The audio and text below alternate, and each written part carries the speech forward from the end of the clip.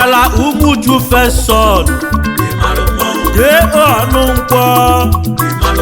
Ye onungwa Imalu te onungwa Mo isaga tologonogo. Mo wajibusu na piotare.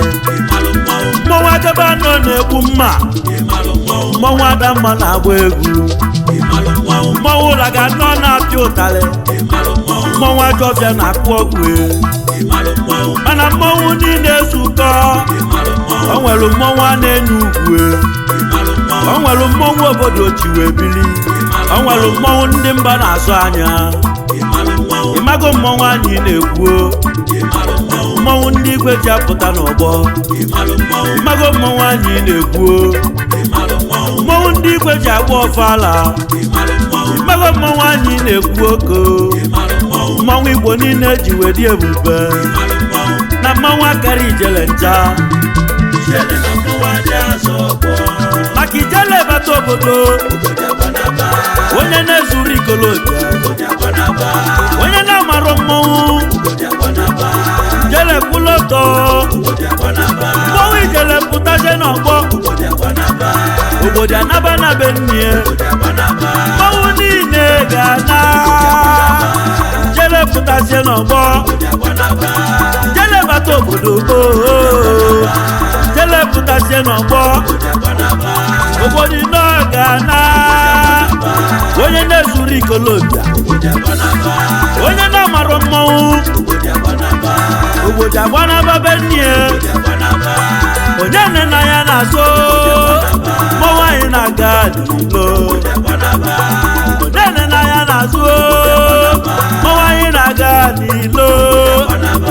Obodo anabara be nnie. Obodo nchagba n'ụzọ obodo agbanaba.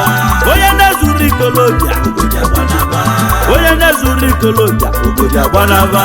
Achala Umuchu first son. Ye onungwa. Imalu mmọnwụ anyị na-akpọ. Imalu mmọnwụ anyị na-amalụ mbe. Imalu mmọnwụ anyị na-etile egwu. Imalu mmọnwụ anyị na-akpọ n'obodo. Imala mmọnwụ na-aka ibio. Ye onungwa Achala Umuchu first son. Oke nwa ka na-akpọ. Ndị Umuchu. Ndị Achala n'Umuchu. O nwere okwu nji wee bịa. Oke nwa na kibie. Obodo niile nwere ife faji wee dị ebube. Obodo gbuo nwa faji wee dị ebube. Obodo afụ ga-eri uju oke marụgwa. Ndị Achala n'Umuchu. Chekwabi injinia John Bosco bi n'ọnụ ụgbọ. Ndị Agwata.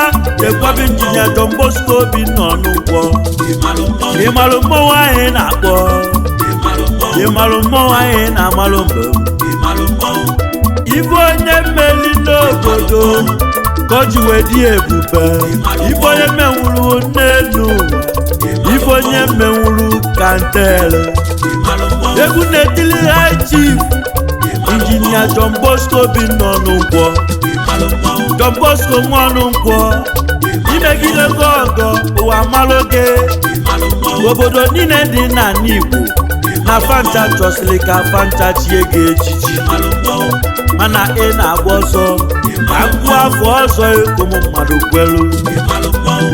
Ọgwa gị bụ ọnwa a ga-ekpuchi ọnwa n'Umuchu.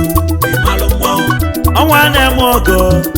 Ọnwa dị primus inter Paris. Abịa n'ụmụnya. Bachili gị eze ọmụọgọ n'ụmụnya. Igbo arịa n'uchili gị. Dike ji eje mba. Ndị ukwuru chili gị.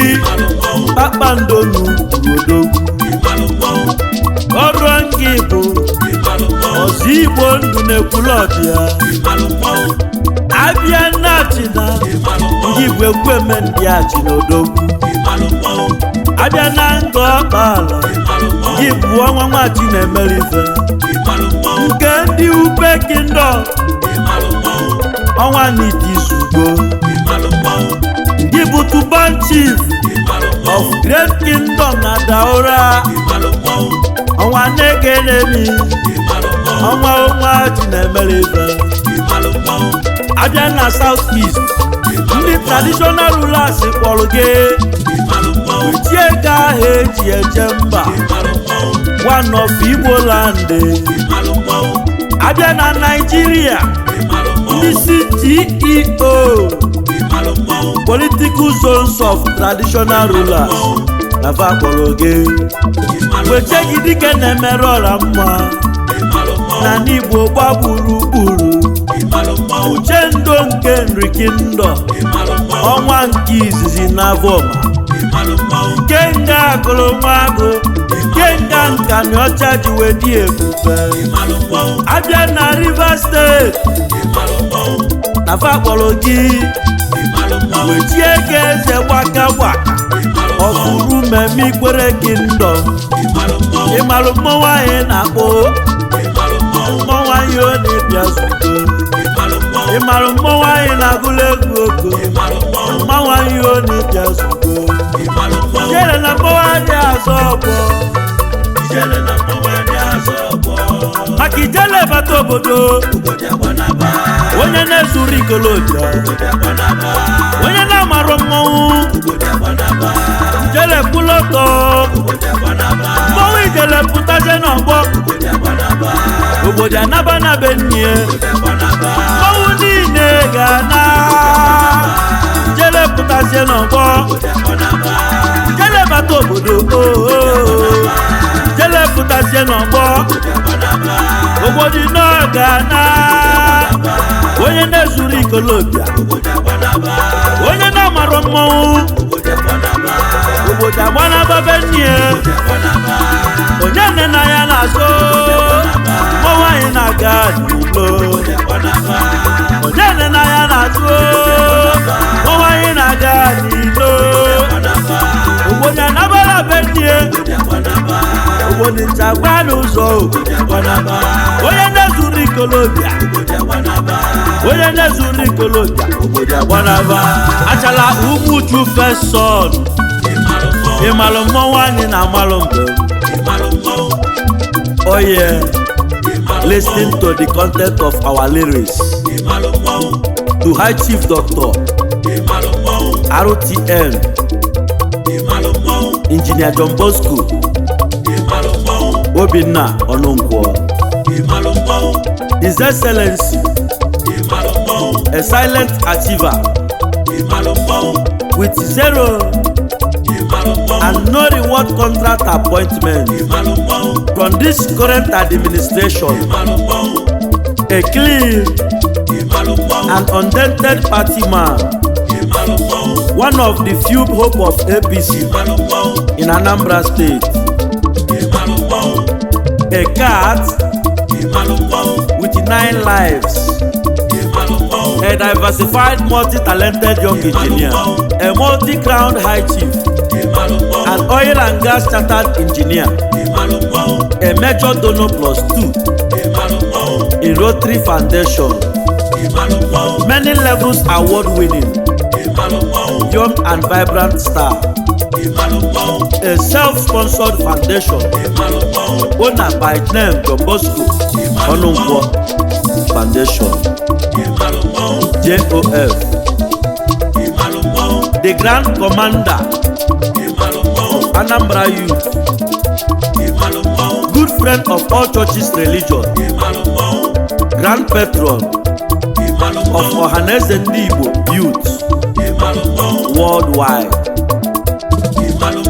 a church builder, a hospital builder, a music academic icon, a refuse builder for humanity, a lawn tennis premier court builder, an agro-allied cooperative society single owner, a youth excellence, a self-sponsored young politician, a helper of the poor, a good listener, a technocrat, a humanitarian per excellence, unique major supporter and pillar of education, High Chief John Bosco, you are too much. You are more than House of Reps. God is with you, the wiper of tears. Carry go. You are a true Igbo man with over 23 Igbo chieftaincy titles. John Bosco. You are a true Nigerian with chieftaincy titles in Hausa, Yoruba, and South. Right on. The digital youth leader. Ewelia. Imago mwanwaye na po. Imago mwanwaye na malombe. Unafugo na nwoke na kibie. Imago mwanwaye na po. Jele na mwade azobo. Nenwela Achala Umuchu feso. Imalumo John Bosco. Imalumo wa ine tilegu. Umoga na afwanya onyoma. Ogaranya John Bosco dalogwa. Ezo mogo. Ogbenye malu jamana. Onwa netilora. Onwa nolugo kwa tonume. Onwa nolugo kwa tonume. Onwa nolugo kwa tonume. Olisadoo Onye Nwe Egwu na-egwu l'ọnụ ya. Ọnwa ji moto mogo. Ọnwa bunye jemu moto me. Ọnwa bunye m ibe egwu. Ka nsolu ndị ibe m welechaba. Ọnwa na-eme ọgọ dalụgwa. Ọnwa John Bosco ọnwa. Ọnwa na-eme ọgọ ọnwa oro. Ọnwa tisi kọnwa oyoko. Ọnwa ekumekere yo. John Bosco n'Umuchu ọyọma. Raya na-eme dalụgwa. Raya na-eme dalụgwa. Achala Umuchu feson. Jee ọnụ ngwa. Achala Umuchu feson. Jee ọnụ ngwa. Achala Umuchu feson. Obinna ọnụ ngwa. Achala Umuchu feson. Olisadoo ekene. Olisadoo ekene.